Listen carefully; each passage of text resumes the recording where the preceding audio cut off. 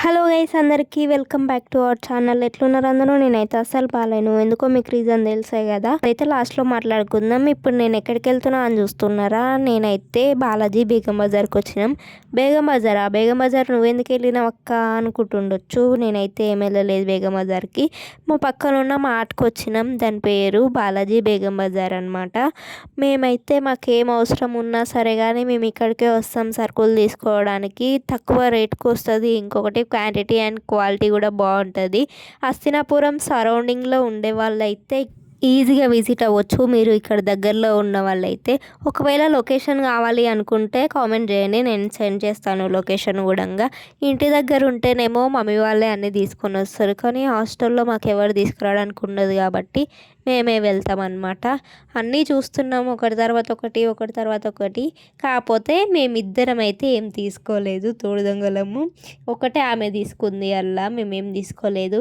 ఇక నేనేం చెప్తున్నా అంటే బూస్ట్ బయట ఎంత ఉంటుందో నాకు తెలీదు, అక్కడ మాత్రం మాకు 90 రూపీసే పడుతుంది. తీసుకుందామా అని చెప్పి అక్కని అడుగుతున్నా, కానీ మిల్క్ పెట్టుకోవడానికి మాకు లేదు కాబట్టి మేమైతే తీసుకోలేదు. ఏం చెప్తున్నా అంటే బూస్ట్ తీసుకోండి బలం వస్తుంది అని చెప్తున్నా. ఇక ఇందాక ఒక ఫోన్ చూపించినాం కదా, అదైతే అమ్మాలనుకుంటున్నాము. ఎవరికైనా కావాలనుకుంటే కామెంట్ చేయండి, దాని డీటెయిల్స్ అన్నీ మేము సెండ్ చేస్తాము.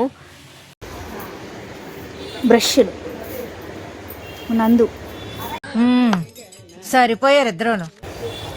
అప్పుడప్పుడు హెల్తీ ఫుడ్ తినాలా.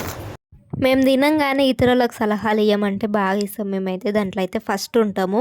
మీకు నెక్స్ట్ ఒక ఫన్నీ మూమెంట్ వస్తుంది, అదేందో చూసేసేయండి గైస్.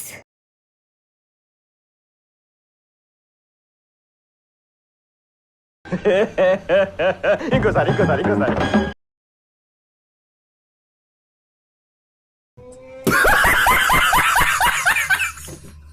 అసలు మేమైతే సామాన్లు తీసుకోలేదు నిజానికి చెప్పాలంటే. ఆడ ఒక ఆమె కనిపిస్తుందా, ఆ మొక్కతే తీసుకుంది. మేము జస్ట్ తిరగడానికే పోయినాము. ఆ వెనకాల ఈ వీడియో తీయాలన్న థాట్ కూడా నాకు రాలేదు. అక్కడికి వెళ్ళిన తర్వాతనే తీద్దాం కదా అని చెప్పి తీసేసిన. నేను ఏమేమి వాడుతున్నానో అన్నీ చూపించిన, నేనేం సామాన్లు తీసుకోకుండా ఇందులో.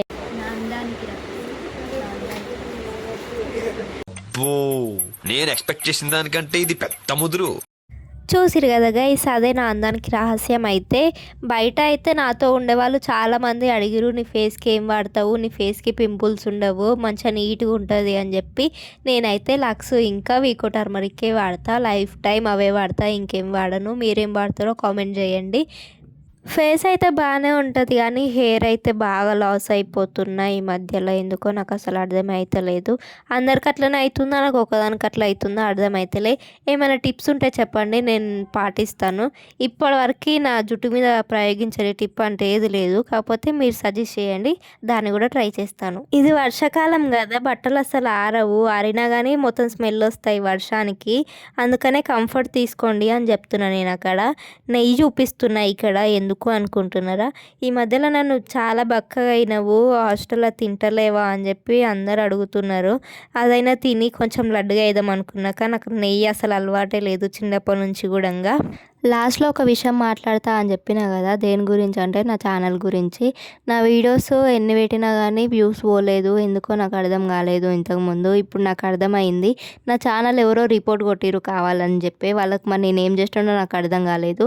నాదేదో నేను చేసుకుంటుంటే మధ్యలో వాళ్ళకి ఎన్ని నొప్పి అయిందో. చూడబుద్ధి కాకపోతే చూడకుండా వదిలేసేయాలి, అంతేగాని రిపోర్ట్ కొట్టేంత మీకు లేదు. Thank you for watching. Bye guys.